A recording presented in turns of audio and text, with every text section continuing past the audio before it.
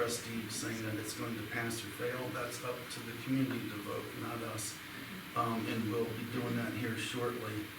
Hopefully we come to a determination. Steve, you want to add anything on the difference between the fire association and the fire district so people understand the difference?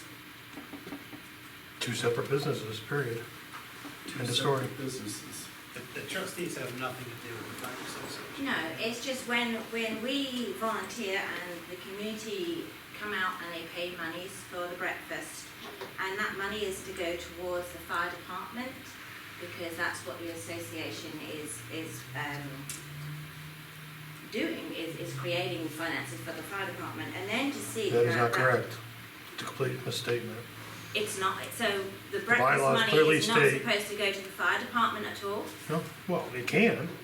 It can go to whatever the members of the association want it to go to, Why do we call it the fire district association? because that's what it's called, and it has been called that since 1957. Okay, so so anyone then can come and ask for money then, so we shouldn't have on our form then, when we are asking the residents to come in and provide financial aid in any way, or donations to it, then that it's going to the fire department. It should then have a separate. Not a single form that has ever been published in the last 23 years On has the donation going to the fire breakfast form department. that we had given out says it's for the Lafayette Fire Department.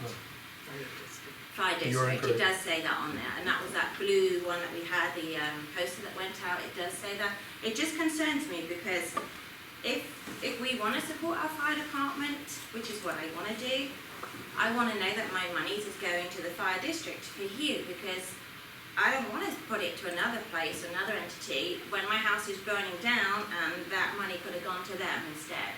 That's all I'm asking is can we please see how we can support our fire department then in a way that financially benefits us and we don't put ourselves in a deficit any longer. That's all. Thank you. Anybody else? I just have a quick, do I have to go up there? Please. It's real quick.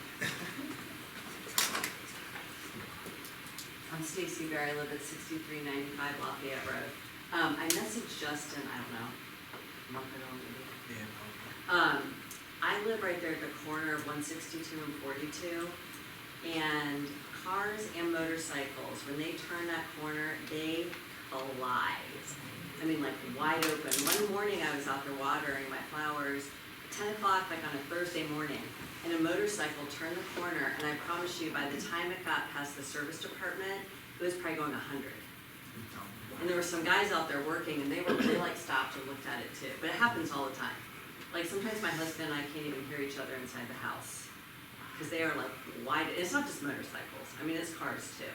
Or they'll pull out the Lafayette Market, and I was just wondering if there's anything, if you could maybe patrol that a little bit more. Yes, So you're not there's done. patrols for that. That's all. Thank you. Okay. Go ahead.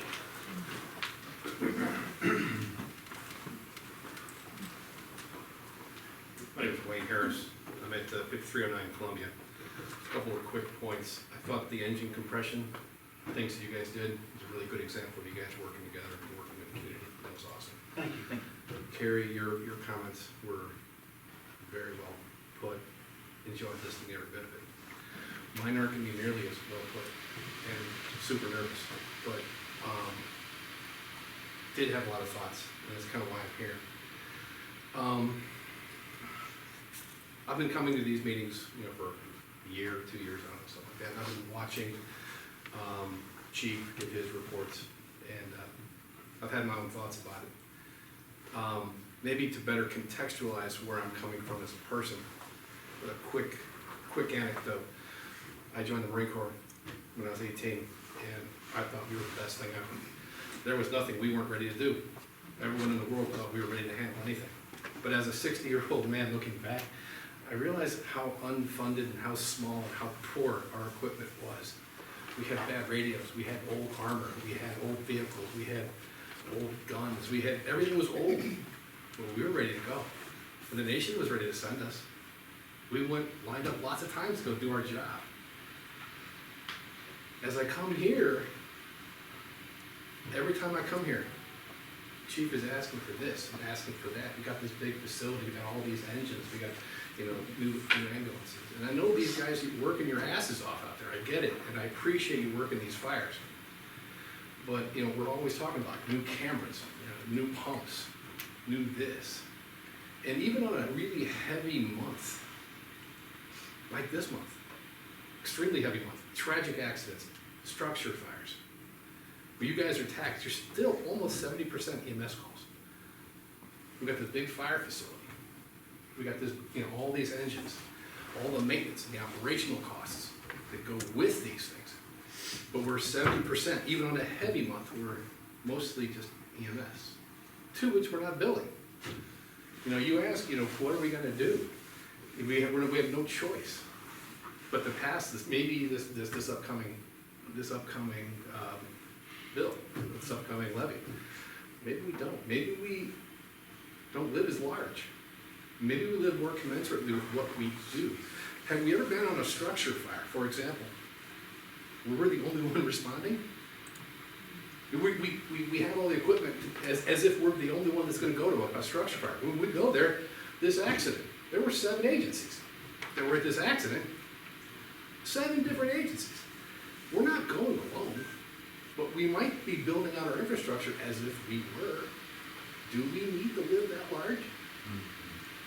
Maybe we don't. Maybe we are in this problem is because we've been living at such a rate with no attention to the budget where we don't have the margin when we have the heavy months to pay the extra salaries. We should budget in. We should know that we're gonna have between this and this in terms of salaries and have that in the budget. Maybe if we didn't always have to buy new pumps, or new cameras, or new turnout gear, or whatever, new ambulance, or have this big facility. Maybe if we lived more commensurate with what our real tasks are, we wouldn't be in this position with the levy to begin with. Maybe if we had a budget and we stuck to it, as opposed to what Ty said earlier tonight, then we'll just hope for the best. This is what I said about an hour ago. Hope for the best.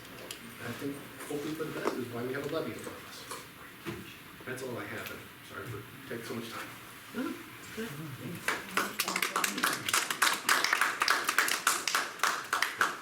Just to clarify, just if you didn't know, the last operating levy for this fire department, it was a volunteer fire department at the old station in 2002. And I think they re-upped it in 2006, so we're using 2006 money to operate a full-time building. That's where the issues come in, and it's 2024, so, yeah, I'm hoping for the best too, for these people that protect our lives. I'm hoping we do more than just hope. Yeah, Hope we plan. me too. All right, correspondence. The only thing I have for correspondence is we got something in a couple weeks ago about Reese's Pond down in Chippewa Village. It's actually in the township. It's at the top or north side of east side of Lake Street.